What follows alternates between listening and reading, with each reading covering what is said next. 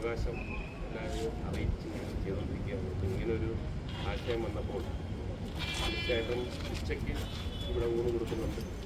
വൈകുന്നേരമാണ് വളരെ ഈ കൂട്ടിരിപ്പുകാർക്കും രോഗികൾക്കും ഇങ്ങനെ ഒരു കഞ്ഞിയും കറിയും, ഇന്നിപ്പോൾ പയറുകറിയാണ്. അപ്പം അത് കൊടുക്കുക എന്ന് പറയുന്നത് വലിയ സന്തോഷമുള്ള കാര്യമാണ്. അപ്പോൾ എൻ്റെ സുഹൃത്ത് ജോജി, അദ്ദേഹം ബഹറിൽ ബിസിനസ് ചെയ്യുന്ന ആളാണ്. വൈസ് ചാൻസലർ അദ്ദേഹം ഇവിടെ വന്നപ്പോൾ അദ്ദേഹം നെല്ലൂർ ഹോസ്പിറ്റലിലൊക്കെ ഇതേപോലുള്ള കാര്യങ്ങൾ ചെയ്യുന്ന ഒരാളാണ്. അപ്പോൾ നമ്മൾ പങ്കുവച്ചപ്പോൾ എല്ലാം ചിന്തകരാണ്. അപ്പോൾ അദ്ദേഹം ഇവിടെ വന്നത് ഇതിൻ്റെ ഫസ്റ്റ് ഡേ എല്ലാ ദിവസവും നേരത്തെ പറഞ്ഞില്ലേ